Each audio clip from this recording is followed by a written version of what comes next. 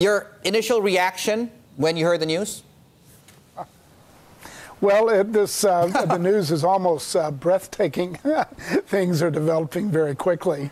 I think it is good news that we're moving in the direction of dialogue. As you mentioned, I've been dealing with North and South Korea now for about 25 years. I've always been an advocate of dialogue under the right circumstances, and my initial impression is, that we're at least starting under the right circumstances, with the North Koreans agreeing that we can aim at denuclearization, the North Koreans accepting that we're going to continue our military exercises with the South, and with seemingly a North Korean pledge not to engage in testing while these talks are underway. And in addition to that, I think both South Korea and the United States have indicated that sanctions will remain. So that sounds like a very positive start.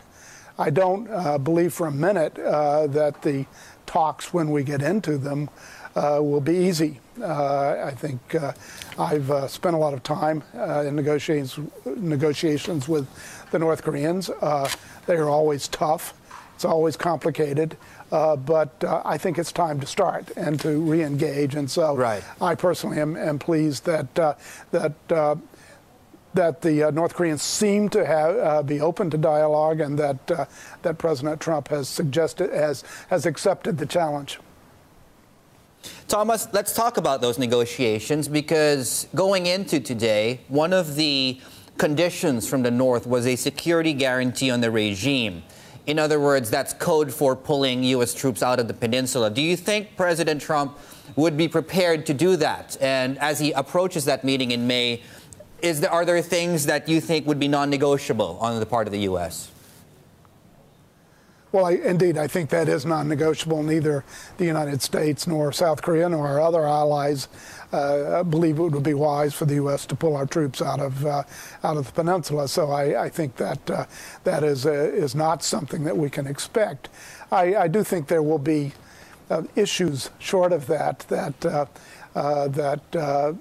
will come up. We have, in previous negotiations, on several occasions, said very formally that we have no hostile intent against North Korea, that we don't seek regime change, and we can't guarantee the survival of that regime, and certainly we can't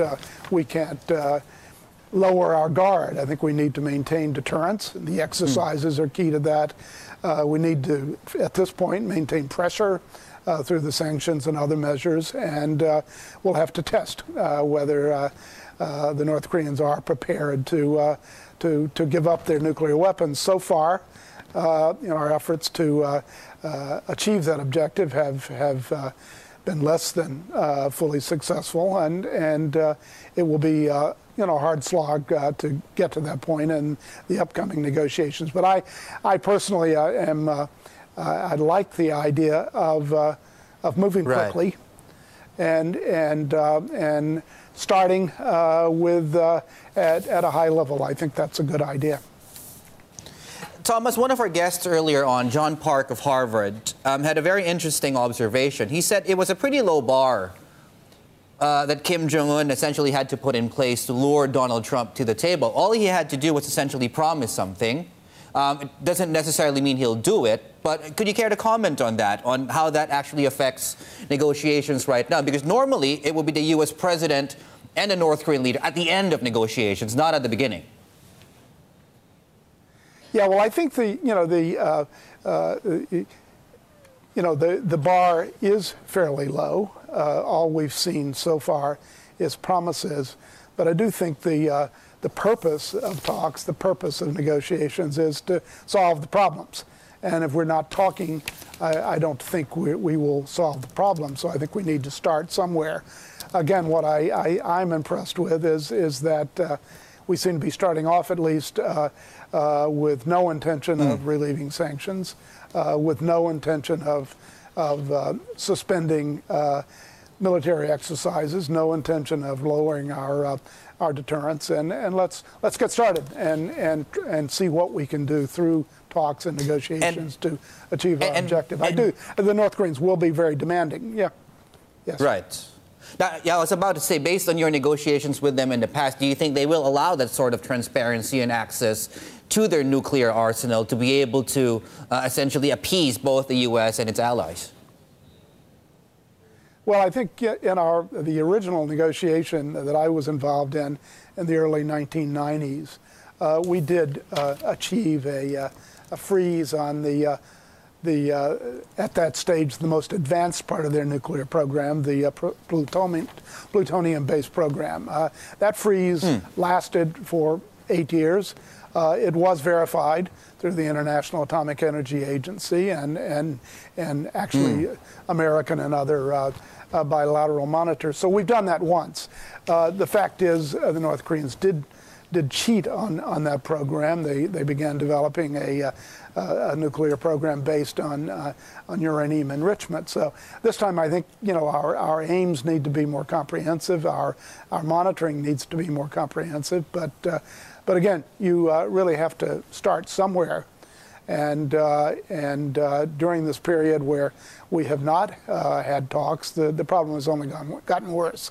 So let's start with a freeze. They seem to be saying they will freeze, and and let's try to make that to go beyond the freeze to achieve the objective that we have set, which is a complete denuclearization under steady international monitoring.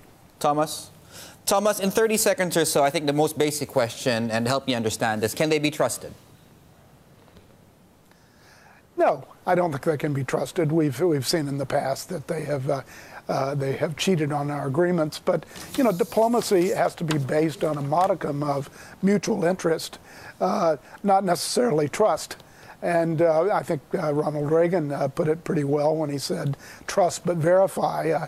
What he really meant was, we can't really trust the Russians, so the Soviets, so we have to verify everything we do. And I have to say the same thing about the North Koreans. We have to be very careful, and I think we have to be ready for a hard slog. But I like the idea of giving the talks some energy at the outset with high-level participation.